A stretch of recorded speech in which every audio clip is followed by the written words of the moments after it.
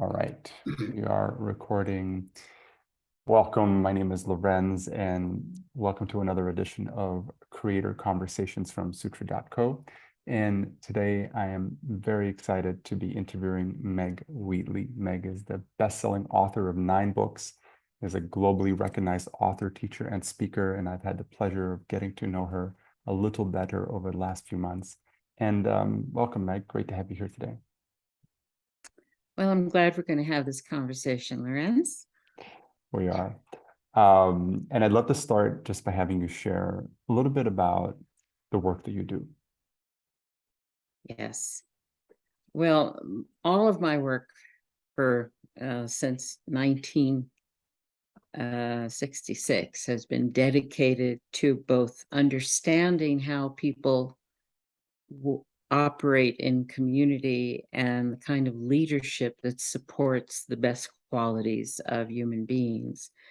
So I did a lot of consulting, a lot of teaching, and really got to know people and communities and CEOs and all levels in organizations. And in 1992, I published Leadership in the New Science, which was my attempt, which still continues, to change the paradigm of leadership from command and control to working as life does in self-organizing ways.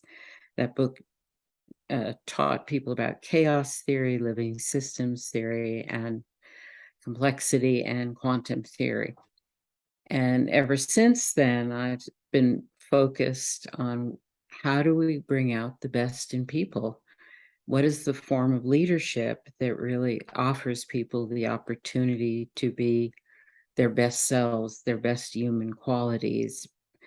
Now, in this day and age, coming up to now, with the increasing insanity and destruction that is afoot, and the clear indications that we are in collapse, we're well into it at this point.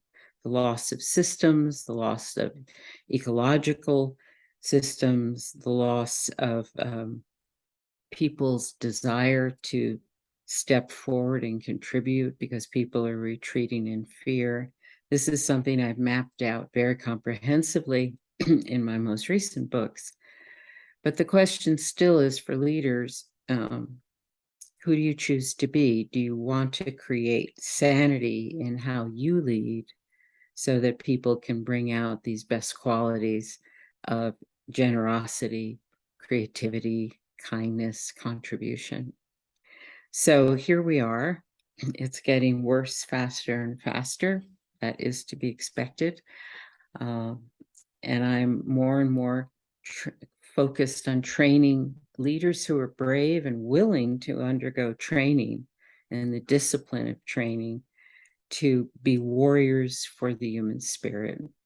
And what that means is that they're willing to stand at the margin, to not give way to these incredibly destructive dynamics, and really create what I call islands of sanity for people, where they can still participate, contribute, find meaningful work. And of course, in the growing context around us, this is more and more important, and it's also more and more challenging for leaders. Mm-hmm. Yeah, and then what I'm hearing is that you're heavily involved in training these capacities in leaders, and I'm wondering, like, how has that journey evolved from, say, pre-pandemic, when I imagine some of it was Right. in person, and certainly All going of back it. to the night, right?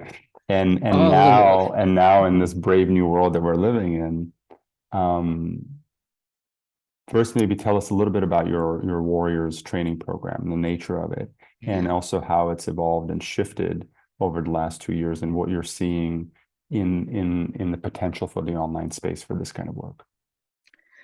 Well, the online space has allowed me to continue to both summon leaders to this work and then to provide training.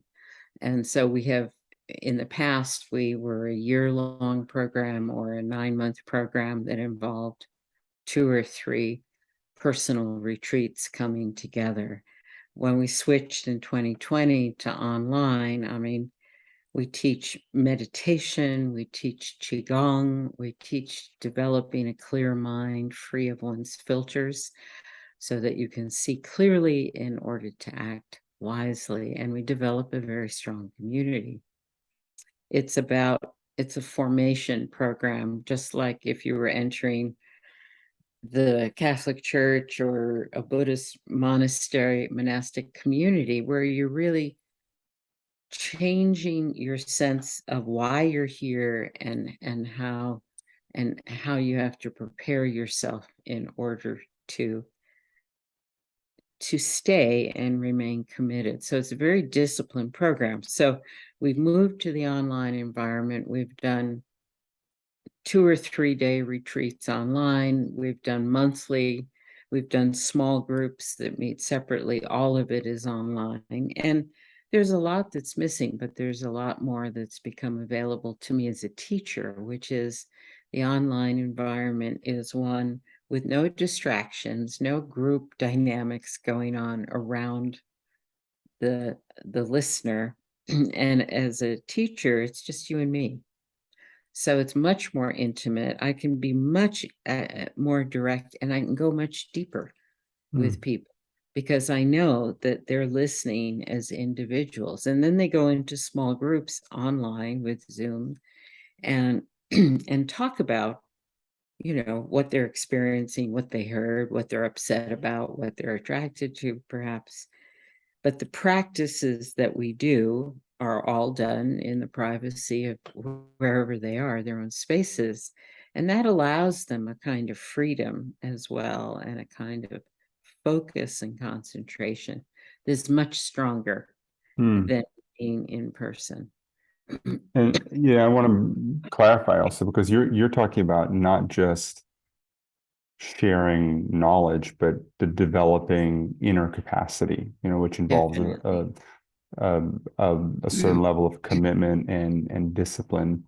And I wonder what your reflection has been on the difference between cultivating that in an in-person context versus in an online context, because I guess that question of commitment and participation when you're alone in your house, like what are the challenges there in terms of really inviting this commitment to a practice, to really developing yourself internally, not just mentally? Well, it's easier to do the practice of meditation, and the practice of Qigong when you're by yourself. Now, you miss the benefit of a teacher observing you, Mm, and you miss the benefit in meditation of developing a sense of the collective, the meditative mind that is created in a collective experience. But the small group work that Zoom allows, mhm, and anywhere from, I mean, we do a lot of things that we would do in person in terms of small group, in terms of intimate dialogue walks, but we just do it by serving people in different Zoom rooms, and that works. And if we didn't have that, it would be horrible. It would be, people need to go from deep inner work to what's this all about? What did you learn? How am I feeling, et cetera, with their peers. And we're focused as one outcome of developing community, because to be this brave and courageous a leader, activist, you need others who are truly of the same view and truly understand the difficulties and challenges of this role. So, and then we've had, everyone wants to come back to in person, but I don't actually think that's going to be possible. So mm, we're continuing to make the online experiences juicy and intimate, and with intimacy with small groups as well. And what people have said repeatedly, and I think this is so congruent with Sutra and what you're accomplishing, is that when you meet someone online, you are instantly available to them in a way and curious about them in a way that you don't have in a in person. I mean, the online space can serve intimacy so much better.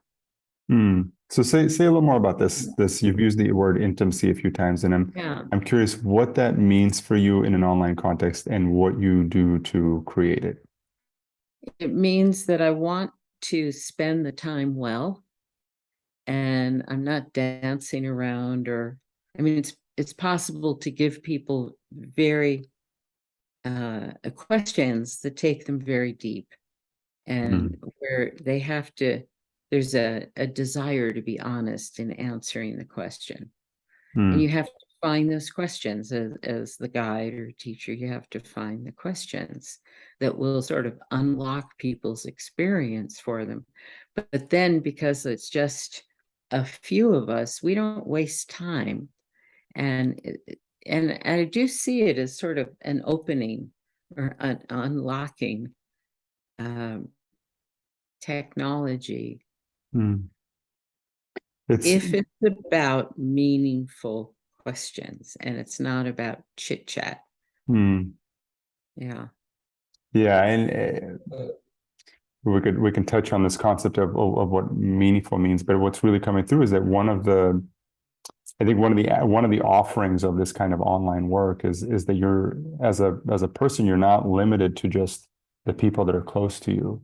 And so there's an opportunity to connect with a community of practice of, people all around the world that share your values, that, Right. that you have Exactly. like a different kind of opportunity to step into intimacy with, right? To step into intimacy with a real colleague in a way, in a guided space. And I think that's kind of what we're talking about. That's what creates the meaningful experience. You're in a guided learning experience with Absolutely. peers.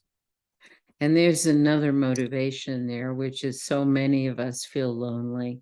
Hmm. Even when we were together, we felt lonely because if you have a different view of what's going on, or you have different aspirations, or um, you're willing to pay attention to what's going on, that puts you in the minority. It puts you at the margin. And so the loneliness is one of the things that draws people certainly into this warrior training. They oftentimes seeking community of people that I can really feel a sense of kinship with, Mm, because we have similar views. None of us who are concerned about the world, tracking what's going on, wanting to create something better, even in the midst of such insanity. None of us feel uh, comfortable even around old friends, or most family, or work colleagues. I mean, we are a small group generally of people. If you're seeking meaning in this world of chaos and uncertainty, rather than withdrawing into distraction, which is what most people are doing, um, then you're lonely. And so this offers, I mean, I have a global community, people from 35 countries at least. Um, this offers a way to find your true tribe, your true clan, because you share a view.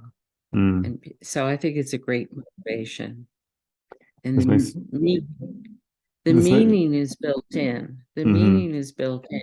I want to find others who want to explore the same things, who are suffering from seeing the same uh, tragedies and suffering and insanity that's out there. So there's in my warrior community, this is a primary motivation. Mm.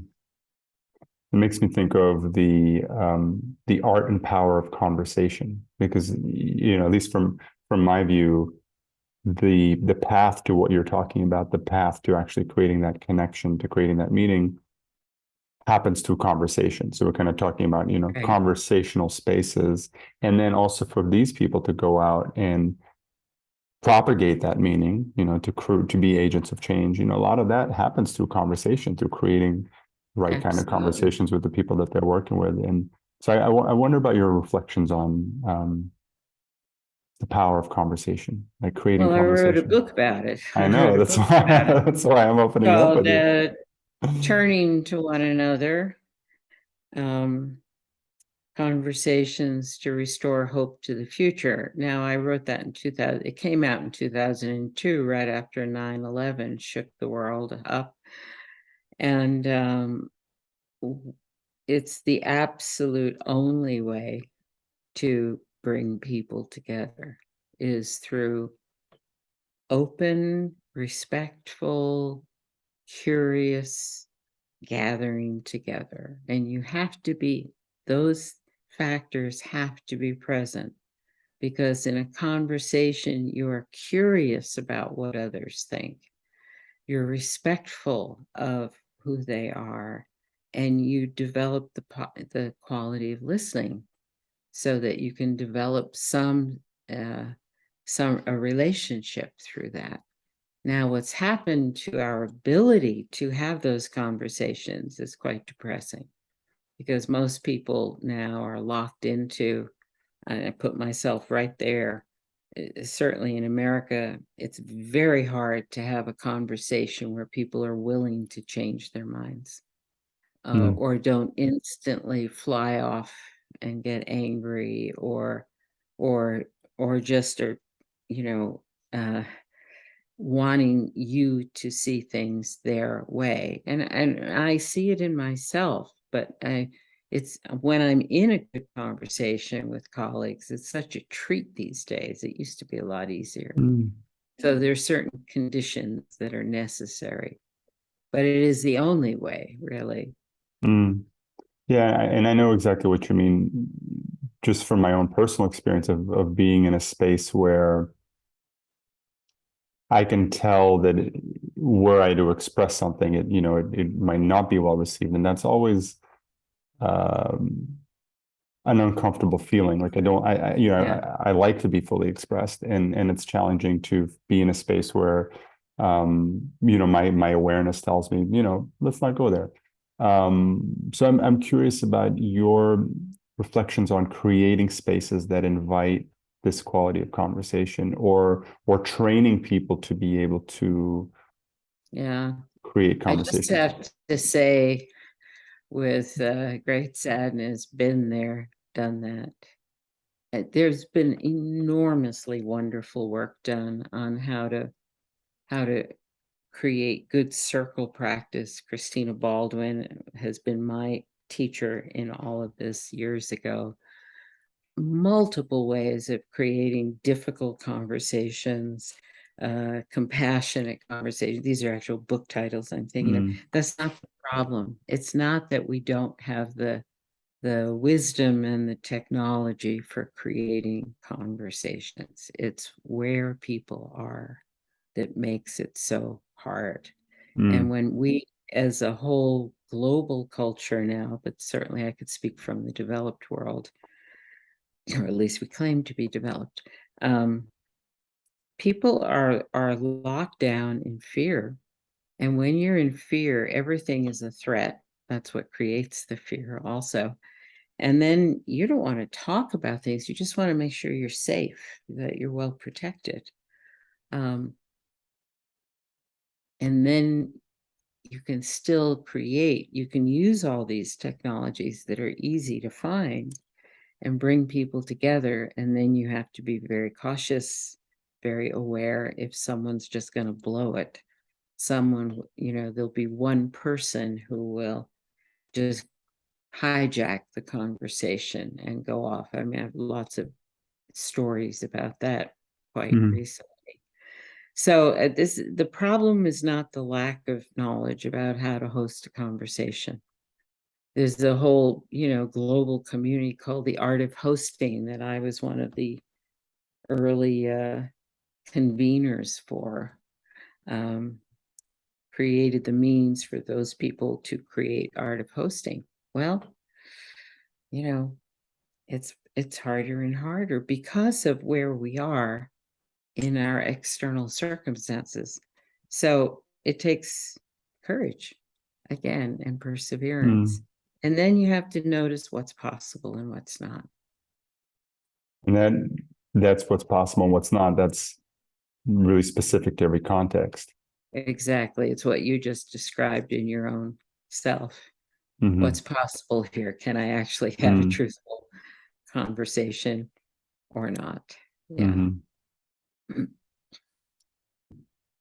So what do we do about this? Because I'm hearing you and I'm feeling You you. want a solution What do you? and Yeah, you want, I want to live in a world that works. What do we do? okay, it's not going to happen, Lorenz.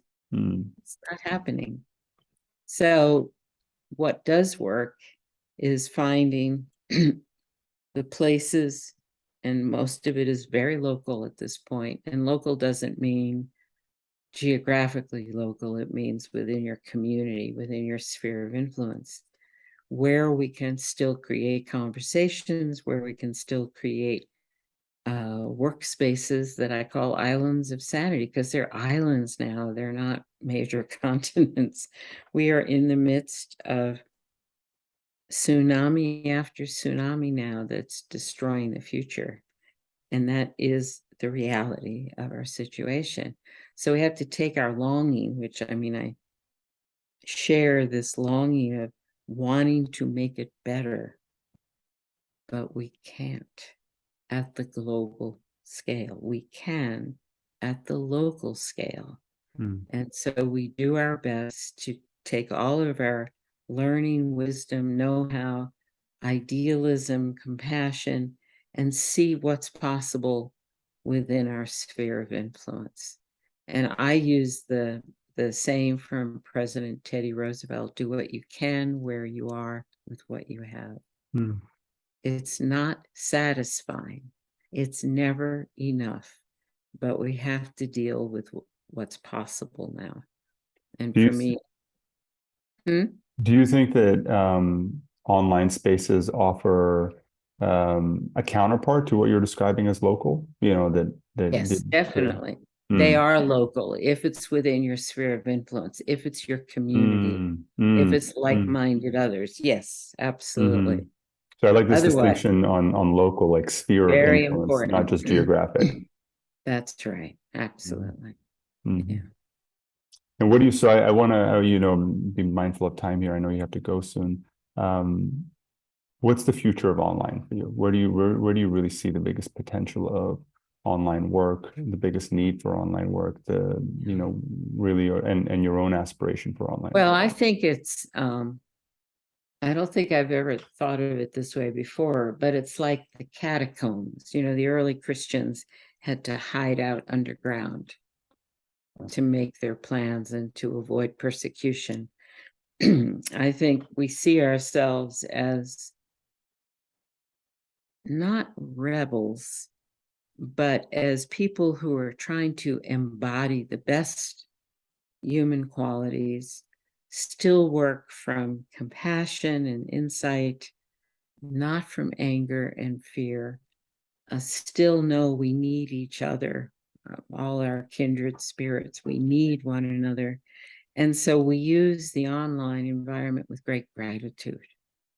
Like it is the means of our, I don't know what the word is because it's not rebellion, it's not subterfuge. It's just if we're going to succeed at all in creating islands of sanity, Mhm. we have to be together much more intensely. And that involves online I for sure. wonder if maybe the word, this is some the concept I've been exploring recently. Maybe the word is evolution, because, and let me just give that a little bit of context to explain what I mean. Because for me, what we're talking about are our inner capacities, the capacity to receive a person, to feel, Right. to truly feel that person. I think there's also a shift that we're going through as a humanity, which is that not just hearing a person, but feeling a person, which is a big difference, and for me, that's a big developmental difference. And it's a choice that we make to cultivate that capacity. And that's what I mean by evolution, is that you can consciously evolve yourself to practice, you know, deep listening, deeply Right. feeling, deeply being with somebody. And through that, create real transformation in the world. And that's what I mean by the word evolution. It's maybe not a classic Darwinian evolution, but it's a form of self-evolution. Well, I would say, I mean, a lot of the spiritual teachers that I'm with use the word evolution, but they don't use it as it's personal evolution. It's the next stage personally for increased consciousness. Yes, essential. That's why we train. And it requires all those things you just mentioned. It requires a discipline, a commitment, an understanding that I am consciously choosing to do this work with myself so that I can do the work, be a support to others. I'm not doing it just for myself. Where I just want to put a caution in is because there are still many groups around, some under the name of conscious evolutionaries, but I don't know if that term is still out there, who think that by evolving our own consciousness, we are evolving the consciousness of the human species. That's just bad history, bad biology, bad evolutionary theory. So that doesn't tie in with your views on like the new science, like quantum mechanics and stuff like that. It's not scientific and it's not historical. Okay. So it's just a particular form of arrogance and anthropocentrism of this very moment. So we don't have to talk about that. But so the term is our personal evolution, which I would really give a stronger term to, which is our personal transformation. We are really changing and becoming beyond human beings, in that we're developing much greater capacity beyond the five senses when we really work to wake up our consciousness and experience life from higher consciousness. So it is transformation. And it kind of comes to this very question of, what does it mean? What does it mean to be human? What is our relationship to who and what we are, and in that inquiry to others. And I think that's also at the heart of the course that we're working on right now, about space and our relationship to space. And I think when it comes to online, this whole thing about space, because space kind of disappears in the geographic sense between people. That's right. And there's an opportunity to connect with peers much more closely and to create spaces that invite transformation. And I think that's kind of at the heart of what we're exploring here. Very well said. Yes. I mean, what's interesting about online is it collapses space. Geographic space, for sure. Yeah. Well, yeah. And personal distance, personal protection, personal armoring. It has the possibility to really bring us together. As long as we're not just talking. I mean, we're being present for one another. And so it does collapse the barriers in many, many ways. And we're going to need this. We're going to need this more and more. Yeah, and I'll just end on, I think what's powerful is that online, you can absolutely feel people. It might seem like like it's not the same. People say that, oh, I prefer working in person because I get a deeper sense of a person. But if you're open to it, all the information is there, to really be with a person, and it's with greater clarity, Yeah. But you have to be open to it, as you said. Yeah. Practice. Well, it's just being willing. I mean, being a good listener is creating space for people. It's an opening. Like, I'm not going to fill this moment with my own thoughts, opinions, beliefs, etc. I'm really just going to listen to you. So that's an invitation for people to come closer. And we do that just because we're willing to listen rather than interfere. So there's, the potential for online intimacy, which is about developing a meaningful relationship, is what we really need to both trust in and commit to, I think. Yeah, Yeah, very essential. I think this really And let's comes. just hope the electricity holds in our different countries. I think this is really where we're coming to this point of the kind of crisis of meaning that's facing humanity right now, and the opportunity to restore that. But it takes an effort on the people who understand that, who can see this Right. crisis of meaning, to step into the discipline, the responsibility of being in service of that. And it's a tough call right now. It's the only call. Hmm. It's the only. What is the meaning of a human life? I mean, that's where we're coming up against that right now. And it leads to a feeling of meaninglessness, but there is an answer to it. And it's been in all the great spiritual traditions and teachings that it's about the quality of our relationships and service to one another. Hmm. Hmm. Full stop. Yeah. That's a great note to end our conversation on. Yes. Meg, thank you so much for your time and wisdom. I really appreciate this opportunity to connect in this way and create some meaning in the world. Wonderful. Thank you, Lorenz, for everything you're doing with this. Thank you. Thank you.